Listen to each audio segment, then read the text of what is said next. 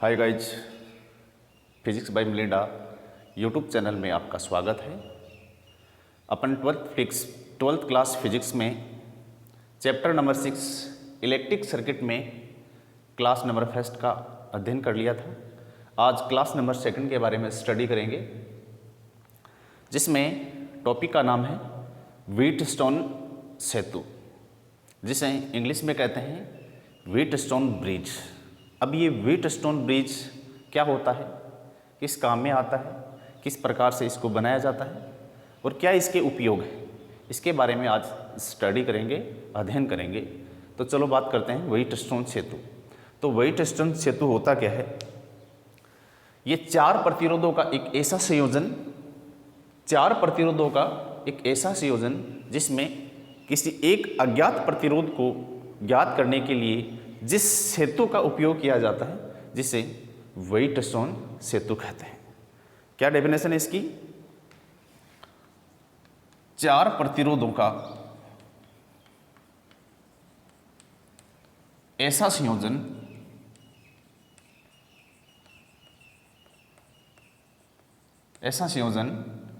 जिसमें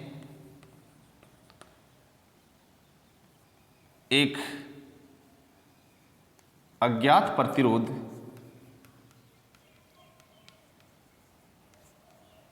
को ज्ञात करने के लिए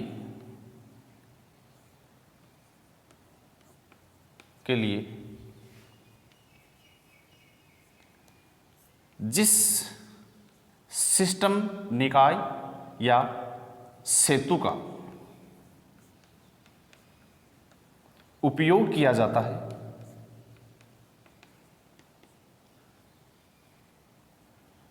उसे व्हीटस्टोन सेतु कहते हैं।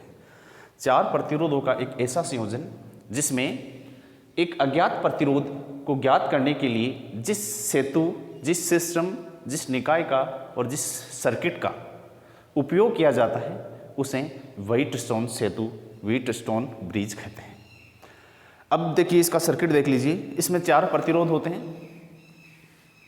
ये सर्किट बना हुआ है, चार प्रतिरोध, ये P, Q, R और S। इसमें चार पॉइंट हैं A, B, C और D। एक बैटरी से कनेक्टेड है, बैटरी से प्लस माइनस जिसका विद्युत वाहक बल एप्सिलॉन है। प्लस से बाहर की तरफ विद्युत धारा निकल रही है, माइनस में जब प्रवेश कर रही है, दो कुंजियां लगी हुई है यहाँ पे K1 और K2। इसको ऑन और ऑफ करने के लिए, यूज में लेने के लिए कुंजियों का उपयोग किया जाता है। अब बात यह आती है कि इसमें जो चार प्रतिरोध है कौन कौन से हैं? P, Q, R और S। इसमें चार प्रतिरोधों में से तीन प्रतिरोध अपन को ज्ञात होते हैं और एक प्रतिरोध, इनमें से कोई सा भी प्रतिरोध अपन ले सकते हैं। एक प्रतिरोध अज्ञात होता है। उस अज्ञात प्रतिरोध, जैसे मान लीजिए P, Q, R, S का अपन को पता है कितने कितने ओम के हैं और Q का अपन को नहीं पता, तो Q प्रतिरोध, Q का मान कितना है, मैग्नीट्यूड कितना है, उसका मान ज्ञात करने के लिए किसका उपयोग किया जाता है? व्हीटस्टोन सेतु का उपयोग किया जाता है। किस प्रकार से वर्क करता है, कैसे करता है, चलो बात करते हैं इसके बारे में। इलेक्ट्रिक सर्किट में ये बहुत ही ज़्यादा इंपॉर्टेंट है ये टॉपिक। इससे कई बार क्वेश्चन पूछे जाते हैं। बहुत ही इजी टॉपिक है।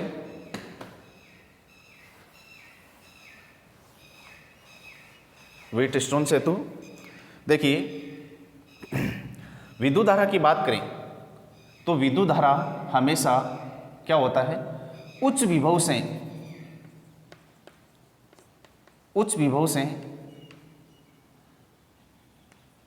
निम्न विभव की तरफ प्रवाहित होती है। विद्युत धारा हमेशा उच्च विभव से निम्न विभव की तरफ प्रवाहित होती है। जिस प्रकार से पानी उच्च दाब से निम्न दाब की तरफ प्रवाहित होता है, उसी प्रकार से विद्युत धारा उच्च विभव से निम्न विभव की तरफ प्रवाहित होती है। जैसे ही इसको बैटरी से कनेक्ट किया, बैटरी से कनेक्ट होने के बाद में यहाँ से विद्युत धारा आई जा रही है। आई जाने के बाद में मान लीजिए कुछ विद्युत धारा इधर जा रही है, कुछ विद्युत धारा इधर चली जाएगी। उसके बाद में जैसे ही इस पॉइंट पे जाएंगे, कुछ विद्युत धारा इधर आ जाती है, कुछ विद्युत धारा इधर चली जाएगी। जैसे ही इस बिंदु पर पहुँचते हैं, इधर वाली विद्युत धारा और इधर वाली विद्युत धारा जुड़कर वापस इस बिंदु पर पहुँच के वापस क्या हो जाती है? आई हो जाती है। लेकिन व्हीटस्टोन सेतु में इसके बारे में अभी अपन इसके संतुलन स्थिति के बारे में अध्ययन करेंगे। इसके बारे में आगे बताऊंगा कि गैल्वेनोमीटर में वैसे भी विद्युत धारा किस प्रकार से जाती है। अब विद्युत धारा की अगर बात करें, यदि इस पॉइंट पर विभव का मान मैंने V1 मान लिया, इस पॉइंट पर विभव का मान मैंने मान लिया V2, पोटेंशियल डिफरेंस विभव की बात करते हैं। यदि यहाँ पे विभव V1 है, यहाँ पे विभव V2 है, तो ध्यान देना, यदि V1 का मान V2 से ज़्यादा है, V1 का मान V2 से ज़्यादा है, V1 का मान V2 से ज़्यादा है, तो विद्युत धारा डाउनवर्ड डायरेक्शन में आएगी, गैल्वेनोमीटर में से विद्युत धारा जाएगी। यदि V2 greater than V1, V2 का मान V1 से ज़्यादा है, तो ध्यान देना विद्युत धारा, अगर V2 का मान V1 से ज़्यादा है तो धारा इस डायरेक्शन में जाएगी। बात समझ में आ रही है। और यदि V1 का मान V2 के बराबर हो जाता है, यदि V1 का मान V2 के बराबर हो जाता है, तो विद्युत धारा ना तो V1 से V2 की तरफ आएगी, ना V2 से V1 की तरफ आएगी। इसी स्थिति को बोलते हैं व्हाइट-स्टोन सेतु की संतुलन स्थिति कहते हैं। क्या कहते हैं? व्हाइट-स्टोन सेतु की संतुलन स्थिति कहते हैं। अगर ये संतुलन स्थिति में नहीं रहता है तो अपन KVL और KCL, किरचॉफ वोल्टेज नियम, किरचॉफ का प्रथम और द्वितीय नियम अर्थात द्वितीय नियम लगाकर अपन इस सर्किट को सोल्व कर सकते हैं। लेकिन व्हाइट-स्टोन सेतु अधिकतर संतुलन स्थिति में ही यूज में लिया जाता है, जिसके कारण अपन अज्ञात प्रतिरोध ज्ञात कर सकते हैं। तो अपन बात करेंगे, यदि V1 का मान V2 के बराबर है तो धारा गैल्वेनोमीटर में से नहीं जाएगी, और इस स्थिति को क्या बोलते हैं? संतुलन स्थिति कहते हैं। बात क्लियर है। जैसे विद्युत धारा कैसे प्रवाहित नहीं होगी, मान लीजिए सपोज दैट दो मैंने टैंक ले लिए, ये दो बराबर कैपेसिटी का दो टैंक है, इसको पाइप से कनेक्ट कर दिया। एज जब पानी प्रवाहित होता है तो एज मान लीजिए थोड़ी देर के लिए कि विद्युत धारा प्रवाहित हो रही है।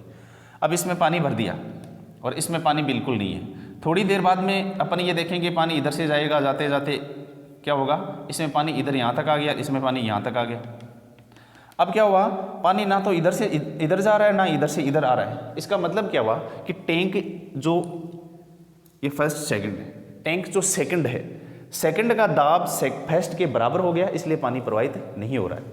यदि दोनों में क्या होता है, यदि टैंक फर्स्ट का दाब टैंक सेकंड से ज़्यादा है तो पानी इधर जाएगा, टैंक सेकंड का दाब यदि सेकंड फर्स्ट से ज़्यादा है तो पानी इधर आएगा। इसका मतलब यह पानी उच्च दाब से निम्न दाब की तरफ प्रवाहित होता है। उसी प्रकार से विद्युत धारा उच्च विभव से निम्न विभव की तरफ प्रवाहित होती है। तो अपन बात करते हैं संतुलन की स्थिति की, इक्विलिब्रियम पोजीशन।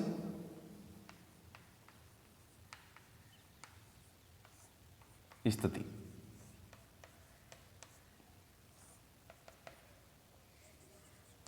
इक्विलिब्रियम कंडीशन, संतुलन की स्थिति। अब संतुलन की स्थिति में क्या होता है, मैंने अभी भी बताया था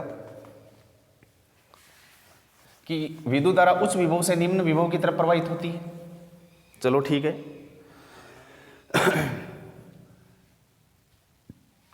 यदि V1 का मान V2 के बराबर हो जाता है, V1 का मान V2 के बराबर हो जाता है, तो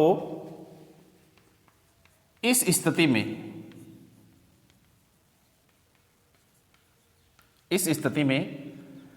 गैल्वेनोमीटर से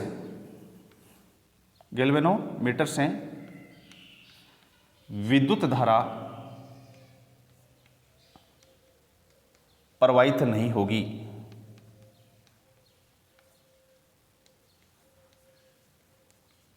विद्युत धारा प्रवाहित नहीं होगी, और यही स्थिति व्हाइट-स्टोन सेतु की संतुलन स्थिति अर्थात इक्विलिब्रियम पोजीशन कहलाती है। बात क्लियर है। जब व्हाइट-स्टोन सेतु के बने हुए सर्किट में परिपथ में जब गैल्वेनोमीटर से कोई भी विद्युत धारा प्रवाहित नहीं होती है, अर्थात बिंदु B और D पर विभव का मान V1 और V2 बराबर हो जाए, तो इस स्थिति को संतुलन स्थिति कहते हैं। और इस संतुलन स्थिति को ज्ञात करने के लिए एक सिंपल सा बहुत ही सरल फॉर्मूला बनता है। इसको आप इजीली सोल्व कर सकते हो। देखो, सर्किट किरचॉफ के सेकंड नियम के अनुसार सोल्व करना चाहें तो उसके अनुसार अपन करंट को अलग अलग डायरेक्शन में लगा के वैसे सोल्व कर सकते हैं। और यदि सिंपल तरीके से अगर सोल्व करना चाहें, सिंपल बहुत सिंपल तरीका है, क्या करते हैं अपन, यदि अपन ऐसा कर लेते हैं P/Q ले दें, P/Q, P/Q लेते हैं तो R/S लेना होगा इज इक्वल टू R/S हो जाएगा। यदि ऐसा नहीं है, यदि P/R लेते हैं, P/R लिया तो Q/S लेना होगा, Q/S लेना होगा। और यही स्थिति, यही फॉर्मूला इक्विलिब्रियम की संतुलन स्थिति को प्रदर्शित करता है। कोई दिक्कत वाली बात नहीं है, ये फॉर्मूला और ये फॉर्मूला एक ही है, क्योंकि वज्र गुणन कर लीजिए, P यहाँ है, R/ में आ जाएगा, Q उधर चला जाएगा, तो P/R Q/S सेम ही फॉर्मूला है। यही व्हीटस्टोन सेतु की संतुलन स्थिति इक्विलिब्रियम पोजीशन कहलाती है। इस फॉर्मूले के द्वारा अपन 4 प्रतिरोधों के संयोजन में एक अज्ञात प्रतिरोध को ज्ञात कर सकते हैं। ये कंडीशन कब आती है, जब V1 का मान V2 के बराबर हो जाए। बात समझ आ रही है, यहाँ का विभव और यहाँ का विभव यदि बराबर है तो ही ये संतुलन स्थिति बनेगी। यदि यहाँ का विभव और यहाँ का विभव बराबर नहीं है तो ये इक्विलिब्रियम पोजीशन नहीं बनेगी। अन इक्विलिब्रियम पोजीशन का एक न्यूमेरिकल अपन लेंगे आगे, या एक डेरिवेशन अपन आगे वाली क्लास में प्रूव करवाएंगे कि किस प्रकार से यदि संतुलन स्थिति में नहीं है तो अपन अज्ञात प्रतिरोध को कैसे ज्ञात करते हैं, किस प्रकार से इक्वेशन बनती है, उस क्लास को आगे वाली क्लास में अपन डिस्कस करेंगे। इसी क्लास में अपन व्हीटस्टोन सेतु की केवल और केवल संतुलन स्थिति के बारे में अध्ययन करेंगे। अब बात यह आती है कि गैल्वेनोमीटर है, तो गैल्वेनोमीटर का भी अपना कोई ना कोई प्रतिरोध होता है, जिसे अपन कह देते हैं RG। RG क्या है, गैल्वेनोमीटर का प्रतिरोध। तो संतुलन स्थिति में जो गैल्वेनोमीटर है RG, गैल्वेनोमीटर है, उसका प्रतिरोध है RG। इसका कोई भी मतलब नहीं है, ये प्रतिरोध लगा हुआ है लेकिन इसका कोई मतलब ही नहीं है, लगा हुआ हो चाहे मत लगा हुआ। क्यों? क्योंकि इससे कोई विद्युत धारा प्रवाहित ही नहीं होती। जिस वायर से विद्युत धारा प्रवाहित नहीं होती उस वायर का सर्किट में कोई मतलब नहीं है। तो चलो इससे संबंधित एक छोटा सा न्यूमेरिकल लेते हैं।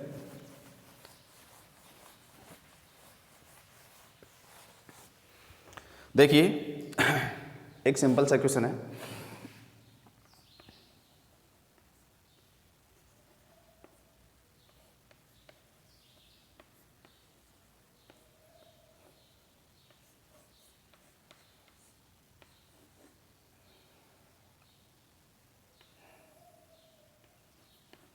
चार ओम, इसका भी 4 ओम, इसका भी 4 ओम, एक बीच में रेजिस्टेंस लगा दिया, ये 5 ओम। एक तो मान पूछेगा, इसमें I का मान बताइए, ये बैटरी लगी हुई है और जिसका विद्युत वाहक बल है 20 वोल्ट। कितना है? 20 वोल्ट विद्युत वाहक बल की एक बैटरी लगी हुई है। इस प्रकार से एक सर्किट बना हुआ है और इस सर्किट में आपसे ये पूछेगा कि इस परिपथ में जितनी विद्युत धारा प्रवाहित हो रही है, एक तो I का मान बताना है, I का मान, एक तुल्य इक्विवेलेंट रेजिस्टेंस बताना है कितना है। तो देखिए सबसे पहले अपन बात करें तो इसमें पहले अपन तुल्य प्रतिरोध ज्ञात कर लें तो विद्युत धारा I का मान बता सकते हैं। तो तुल्य प्रतिरोध ज्ञात करने के लिए अपन क्या करते हैं, देखो सिंपल सी अगर बात की जाए तो ये एक व्हीटस्टोन सेतु ही है।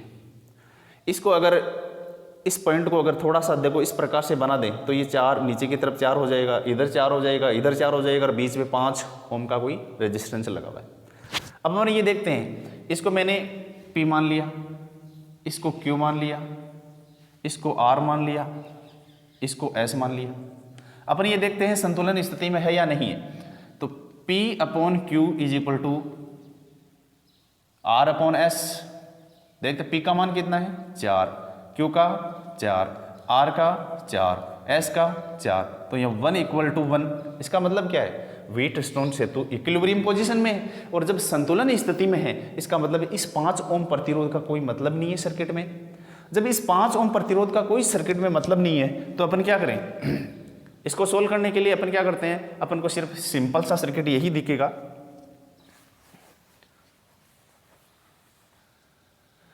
क्या होगा, सिंपल सर्किट इस प्रकार से दिखेगा। ये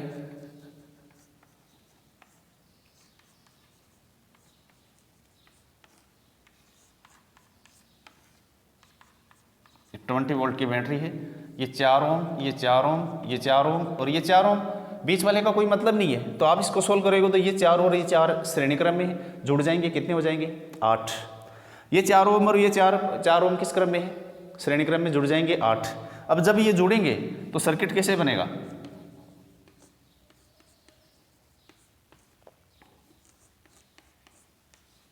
ये 20 वोल्ट की बैटरी लगी हुई है, प्लस टू माइनस, ये 8 ओम, ये 8 ओम हो गया, कैसे हुआ, श्रेणी क्रम में जुड़ गया, 8 ओम हो गया, ये भी 8 हो गया। अब ये दोनों किस क्रम में है, प्रतिरोधों के संयोजन के बारे में, श्रेणी और समांतर के बारे में मैंने बता दिया, पहले बता दिया था क्लासों में। तो जो इलेक्ट्रिक विद्युत धारा है उस चैप्टर की क्लासें आपको डिस्क्रिप्शन में आपको मिल जाएगी, उसमें आप देख सकते हो। ये दोनों समांतर में है तो अपन किस प्रकार से निकालते हैं, क्या करते हैं अपन, इक्विवेलेंट रेजिस्टेंस निकालने के लिए R equivalent is equal to होता है 1/R1 प्लस 1/R2, दो ही प्रतिरोध है, 1/R8, 1/R2 8 है, तो कितना हो गया, एलसीएम लिया तो 8, कितना हो गया 1 + 1 कितना हो गया 2/8, कितना हो गया 1/4, और 1/R equivalent is equal to 1/4 हो गया, तो R इक्विवेलेंट कितना हो गया 4 ओम। तुल्य प्रतिरोध अपन ने ज्ञात कर लिया। जब तुल्य प्रतिरोध अपन ने ज्ञात कर लिया तो इस परिपथ से प्रवाहित होने वाली विद्युत धारा भी अपन बता सकते हैं। तो इससे प्रवाहित होने वाली विद्युत धारा निकालनी है तो ओम के नियम के अनुसार I इज इक्वल टू होता है V/R, R है तो R इक्विवेलेंट V कितना, 20 वोल्ट की बैटरी लगी हुई है, देख लीजिए आप इसमें। तुल्य प्रतिरोध कितना है 4 ओम, डिवाइड करें तो कितनी 5 एम्पियर की करंट इसमें से प्रवाहित हो रही है। इस प्रकार अपन व्हाइट-स्टोन सेतु का उपयोग करते हुए सर्किट में कुल विद्युत धारा, तुल्य प्रतिरोध ज्ञात कर सकते हैं। एक सिंपल सा और छोटा सा न्यूमेरिकल लेते हैं।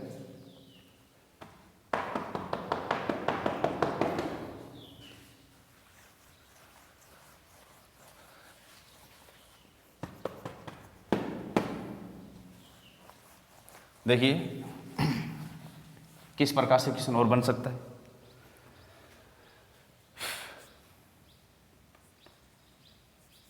चलो इसी प्रकार से बना देते हैं।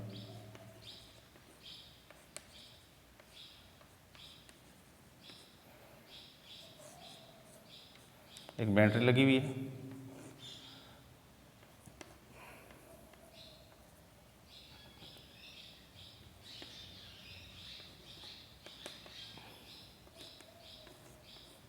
इस प्रकार से कोई सर्किट बना हुआ है। क्वेश्चन है सर्किट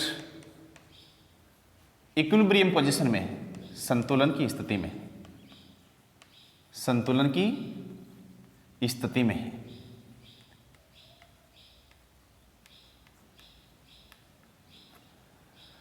तो R जो अज्ञात प्रतिरोध है इसका मान आपको बताना है। जब इक्विलिब्रियम पोजीशन है तो इसके लिए मैंने फॉर्मूला आपको बताया था, यदि P/Q ले रहे हो तो R/S आपको लेना होगा। बात क्लियर है? तो अपन क्या करते हैं, 4/R लिया, अज्ञात प्रतिरोध ज्ञात करना है तो 4/R, 4/R लिया तो इधर क्या हो गया 2/4, 2/4 हो जाएगा। भाई 4/R लिया तो 2/4 हो जाएगा, यदि 4/2 तो R/4 हो जाएगा। तो यहाँ से R का मान अपन को ज्ञात करना है तो अपन क्या करेंगे, क्रॉस मल्टीप्लाइंग करेंगे तो 2R इज इक्वल टू कितना हो गया 16, भाई 2R 16, R is equal to कितना हो गया 16/2 कितना 8 ओम। इस प्रकार से अज्ञात प्रतिरोध ज्ञात कर सकते हैं। और भी कई सारे न्यूमेरिकल बनते हैं, जैसे यहाँ पे कोई रेजिस्टेंस लगा दिया हो, इस प्रकार से संतुलन की स्थिति के लिए यहाँ पे कुछ रेजिस्टेंस दे देगा Q, इसका मान आपको निकलवा सकता है, ज्ञात कर सकता है। इसके बारे में अपन नेक्स्ट क्लास में अध्ययन करेंगे। आज इतना ही। क्लास पसंद आए तो लाइक, सब्सक्राइब एंड शेयर जरूर कीजिएगा। नेक्स्ट क्लास जल्दी से जल्दी लेके आएंगे। और मेरी ये जो क्लासें हैं एक दिन छोड़कर एक दिन क्लास आती है। तब तक के लिए बाय।